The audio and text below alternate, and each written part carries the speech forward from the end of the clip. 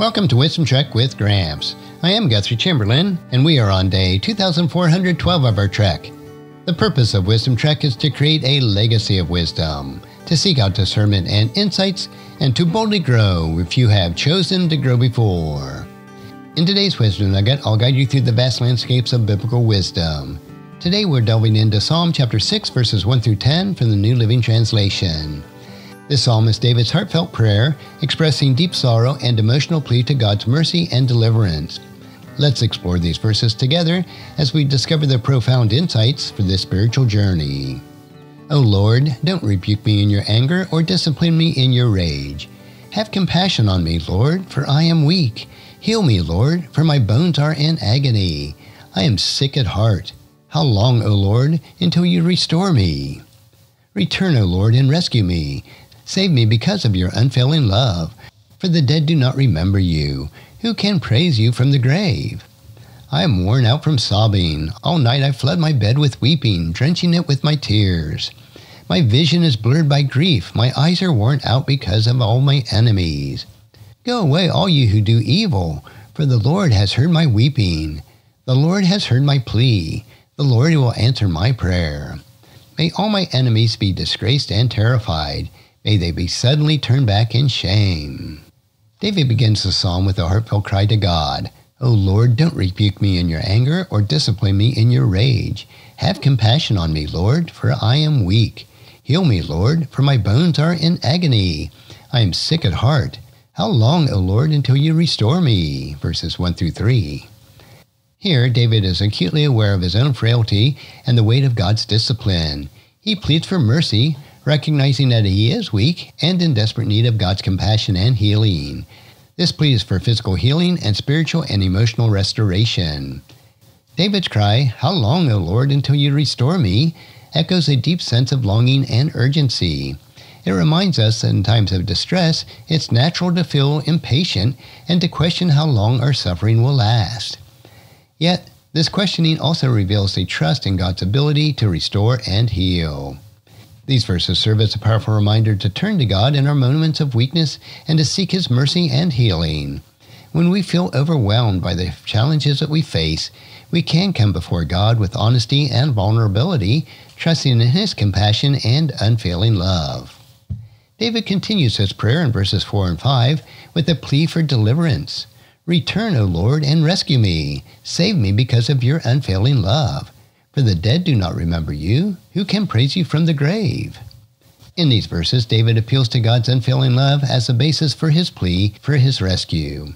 He understands that only through God's intervention can he be saved from his dire situation.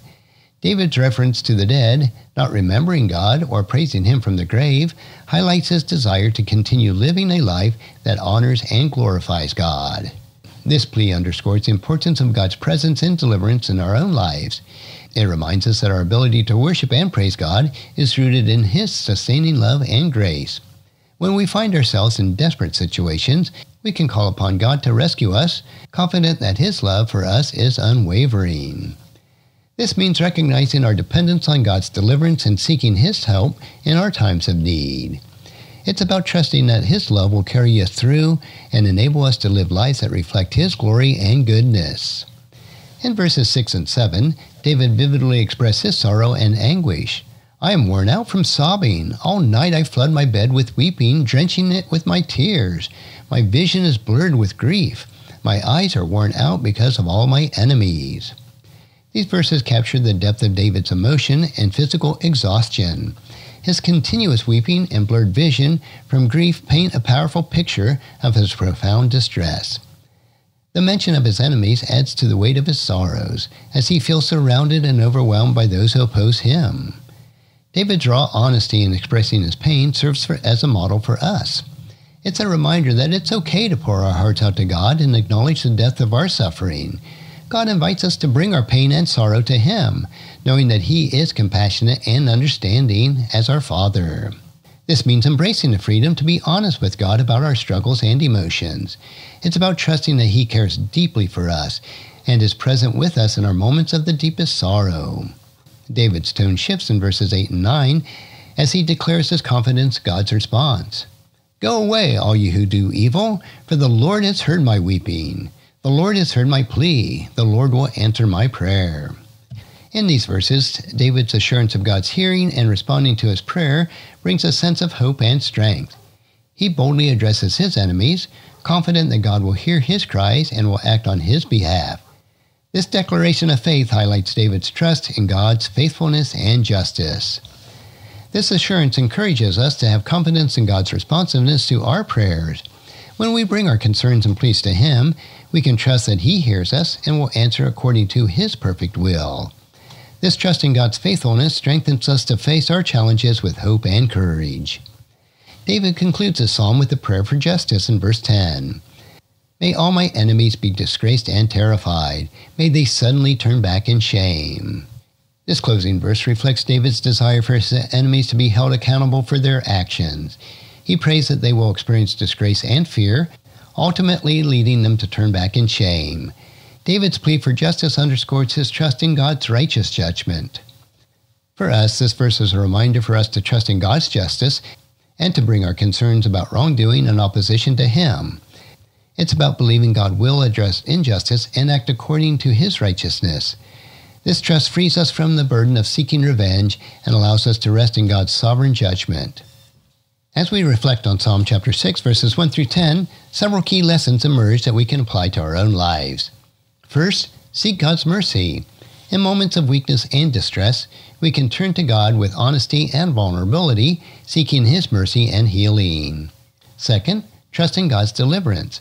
Recognize our dependence on God's intervention and trust in His unfailing love to rescue us from our dire situations. Third, be honest about our sorrow. Embrace the freedom to express our pain and sorrow to God, knowing that He cares deeply for us and is present with us in our suffering. Fourth, have confidence in God's response. Trust that God hears our prayers and will respond according to His perfect will, bringing hope and strength to face our challenges. And fifth, trust in God's justice. Bring our concerns about injustice and opposition to God, believing that He will adjust them according to His righteous judgment. Applying these lessons to our daily lives can transform our relationship with God and others. Seeking God's mercy in our moments of weakness deepens our dependence on His grace. Trusting in His deliverance helps us to navigate life's challenges with faith and unfailing love. Being honest about our sorrows allows us to experience God's comfort and presence in our sufferings.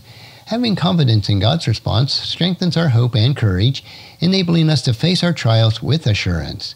Trusting in God's justice frees us from the burdens of revenge and allows us to rest in His righteous judgment. As we conclude our exploration of Psalm chapter 6, verses 1 through 10, let's carry these lessons with us on our journey. Seek God's mercy, trust in His deliverance, be honest about your sorrow, have confidence in His response, and trust in His justice. By doing so, we align ourselves with Psalm's timeless wisdom and navigate life's complexities with faith and assurance. Thank you for joining me on this episode of Wisdom Trek. May these insights from Psalm chapter 6 inspire and strengthen you to continue your trek through life. Until the next time, keep seeking God's wisdom, cherish each moment, and continue making a positive impact on the world around you.